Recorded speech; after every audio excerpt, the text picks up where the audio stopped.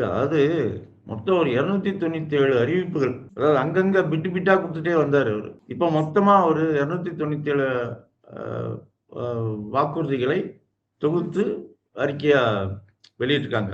அதுல என்ன அப்படின்னு சொன்னா, திமுக தன்னுடைய தேர்தல் வாக்குறுதிகளை பற்றி சொல்லும் போதெல்லாம், இப்ப இல்ல 2021ல கூட சொன்ன வாக்குறுதிகள், அந்த வாக்குறுதிகள்ல பல வாக்குறுதிகளை திமுக நிறைவேற்றியிருக்கு. அந்த வாக்குறுதிகளை பற்றி வெளியிடும் போதெல்லாம் என்ன சொல்லுவாருன்னா, "இதெல்லாம் சாத்தியமே இல்லைங்க" அப்படின்னு சொல்லுவாரு. இப்ப அதே வாக்குறுதிகளை நான் இன்னும் கொஞ்சம் உயர்த்தி தர்றேன் நானு.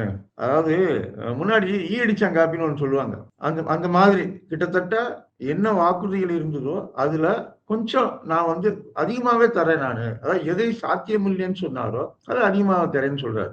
ஆ சரி இதுக்கு நிதி எங்கருந்து வரும்? அப்படின்னு கேட்டா, நாங்க நிதி வசூல நாங்க மேம்படுத்துவோம் நாங்க.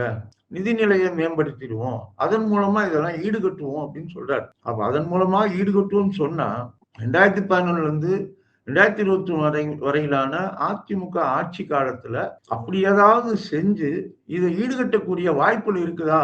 அப்படிங்கிற காட்டியிருக்காங்கன்னா கூட அப்படி கூட எதுவுமே இல்ல.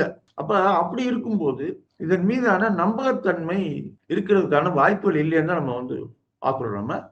வெறும் தேர்தல் அறிக்கையாக மட்டுமே அது இருக்கும் அப்படிங்கிறது தான். ஏன்னா 297 வாக்குறுதிகள் அப்படிங்கிறது சாதாரணமானதாகவும் அது இருக்காது.